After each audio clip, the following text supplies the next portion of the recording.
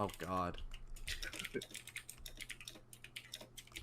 Speed running. Oh! Oh! I'm never doing that one again. 1, 2.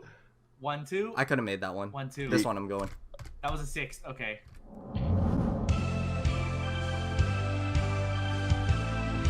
Hey guys, LaWaffles here. Welcome back to another Maplestory event guide. Glory has just ended, but we do have another event going on right now for a month or so, which is the Mechanical Hearts event. Now, as far as I know, this is actually a returning event that's actually pretty good, especially for those of you who are looking for a pretty good heart. For those of you who don't have the resources to pick up your own Outlaw heart, or if you play in Reboot, the Glimmering One Droid heart that can only be used with one droids is actually pretty good, coming in at 77 weapon or magic attack if you spell trace this thing perfectly, which is actually pretty major if you compare it to other hearts in the game like Titanium Heart and Superior Lydium Heart. Now I know that some of you have been going through some trouble when it comes to the whole quest line and all, and trust me, I've been there as well. Nexon is aware of these issues and is currently working on a solution as of this recording, but you see, I'm impatient, so I decided to work around it on my own. In this video, I'm going to showcase everything that you'll need to know for the Mechanical Hearts event, from the two different types of coin shop and the Season 3 questline itself. One thing I will say is that by the time this video is public, there should be another video going live that will showcase my strategy when it comes to tackling the jump quest, so be sure to check it out. The short answer to this event guide is that there are 2 seasons of Mechanical Hearts that are going on at the same time technically. When you first start the event, you'll be doing the Season 3 questline, and once you complete that, you'll gain access to the daily quest for Season 3 along with getting access to starting Season 1 and 2 questline. Season 3 dailies consist of 2 quests, the remaining threat and former co-workers. These quests will give you Aspire memory chips, which is the currency used in the Season 3 event shop. On the other side, we have the Season 1 and 2 questline, which is technically another daily. Every day you'll want to complete the 2 daily quests, which are Soak Up the Sun and Hero's Welcome. Remember that you can do Soak Up the Sun 3 times a day. Alongside this, you're also going to be wanting to do 1 or 2 rescue modes and as many investigation modes as you can. You get 5 entries for your investigation mode every day. These will give you Aspire commemorative coins, which is the currency used in the Season 1 and 2 shop. Now, for the long answer.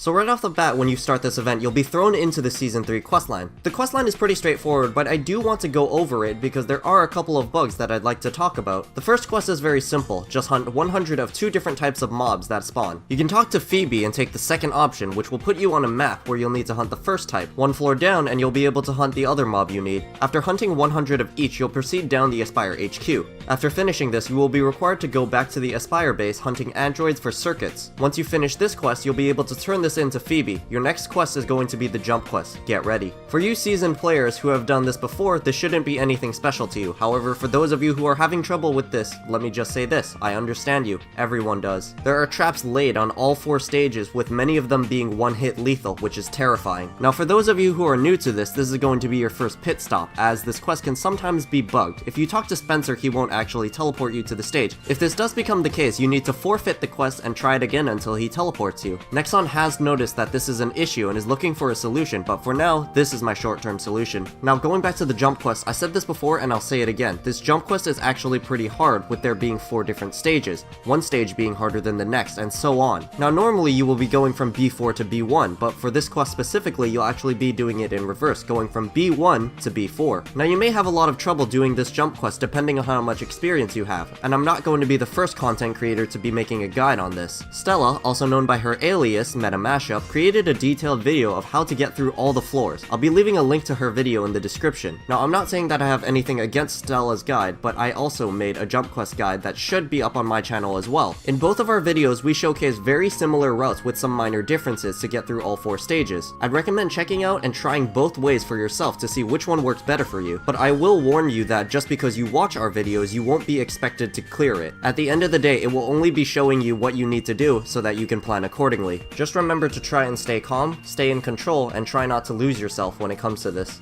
Now after making it past the jump quest, I would recommend taking some precautions so you don't accidentally lock up your character. A quest that is coming up is called Final Countdown. This quest will start you off in a map called Crania's Panic Room. Now if your character gets bugged and cannot exit the map, you're basically soft locked, which means that you have 1 of 3 ways to get out of this map. Way number 1 is for you to submit a ticket to the Maple support page and they will TP your character out. Way number 2 is for you to actually wait for this bug to fix itself, as Nexon is most likely to make an emergency maintenance or a hotfix happen at any time. time. Or way number 3, which is something I did. You can use a quest that will automatically teleport you to another map. For me, I used a level 140 quest found in my silver light bulb called Finding Tomo, but there are a bunch of other quests that should work with this. Upon accepting this quest, you should be teleported outside of this map, breaking out of prison, as the community calls it. Now that you're out, you can attend to the task at hand, which is to go back to the Aspire HQ and to hit all 4 self-destruction buttons. One of the buttons is located on B1, another on B4, and there will be one on each of the maps for the hidden hallways at the very end. After hitting the final button, you will be teleported to the next area, which will allow you to continue the quest line. Now this next quest is, yet again, the same jump quest, except this time you're doing it the actual way, going from B4 to B1. Remember that if you do not get automatically teleported into the jump quest room, you actually need to forfeit the quest and reaccept it. After making it out again, you will be popped onto this map with no one in the area. Check the mechanical hearts icon for a quest known as Sacrifice. After this quest, you'll be required to hunt for machine parts. Talk to Phoebe to go to the designated map. Once you finish this final looting quest, you will be finished with the Season 3 storyline quest, but we're not done yet, as once you finish the Season 3 storyline quest, you can then go and do the Season 1 and 2 storyline quest. We'll be talking a little bit about the Season 1 and 2 stuff in a bit, but right now I want to take a look at the Season 3 shop, which we gain access to after we finish the Season 3 storyline quest.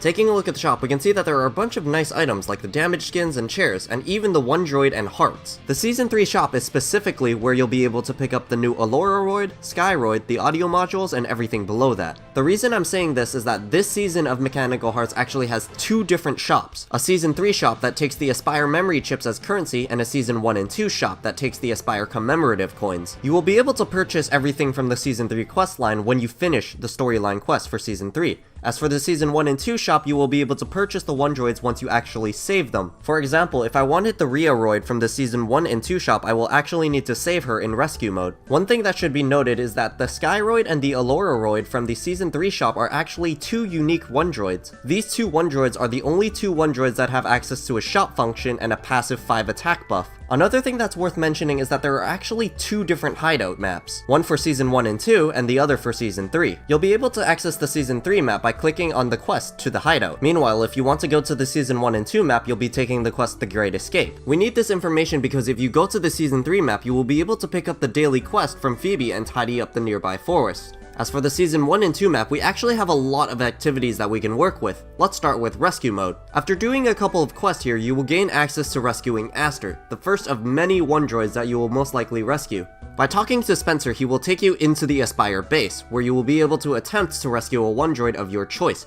Do keep in mind that there are a couple of prerequisites to be able to rescue these one droids. Aster is unlocked by default. You will gain access to rescuing Rhea and Apollo after you save Aster. Cat will be unlocked after you finish the quest Danger Danger High Voltage, which requires you to hunt for 3 keys in B4 of Investigation mode. Serum will be unlocked after you save Cat. Roxy will be unlocked after you complete the quest Lost Friends, which requires you to find and hunt Roxy on B3 Investigation mode. Jax will be unlocked after you complete the quest Hack the System, which requires you to defeat the Scion boss hidden below the floor on Investigation mode B4. Use the portal on the conveyor belt in the middle of the room, and Anastasia should be unlocked after you purchase the VIP area pass in the shop and use it. Once you rescue all of these Season 1 androids, you will then be able to view Adam and Eve's memory. This will allow you to purchase those one droids from the Season 1 and 2 shop. After rescuing a one droid, you will be given 100 Aspire commemorative coins, but this isn't the only way to get coins. After you rescue Aster, you will unlock Investigation mode. This mode is where you'll be able to unlock majority of the other one droids for rescue mode. Upon entering Investigation mode, you'll be dropped nearby the Aspire base with 15 minutes on the clock.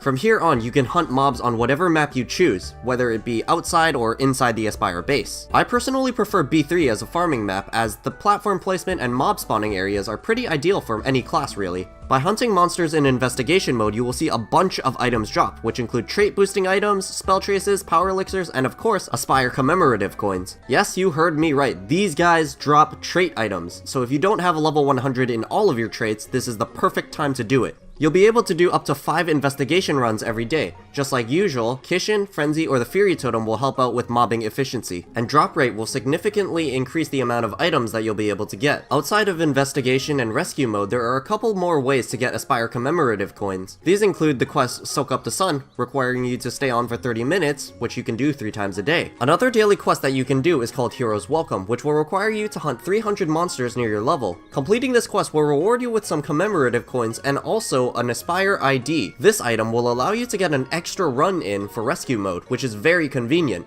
Outside of the mechanical heart, we don't really have anything else going on other than maybe the Fairy Bros Golden giveaway. By staying logged in for a day, you'll be able to check off 1 out of 63 tiles, and for every 9 tiles that you check off, you will be given a cosmetic reward. Weekend check-ins also count for 2 checkmark tiles. We also have some decent sunny Sundays coming up, like the 30% Star Force on February the 2nd and 20 free arcane symbols on the 16th. Spelltrace Favor is also going to be around for a couple of days, though I might be a little bit late with saying this, so it might be a little bit too late, so sorry. And don't forget that scam books, Philo books, are back in rotation, so good luck if you're trying to go for that 0.02% chance at a Breath of Divinity. At the end of the day, if you choose to do this event while there are bugs everywhere, I won't stop you, but don't overreact if your character gets softlocked and you have to submit a ticket in. Hopefully Nexon comes out with a hotfix or emergency maintenance to resolve this issue, and I really hope that this problem doesn't become a common thing when it comes to every event. It's kind of getting annoying.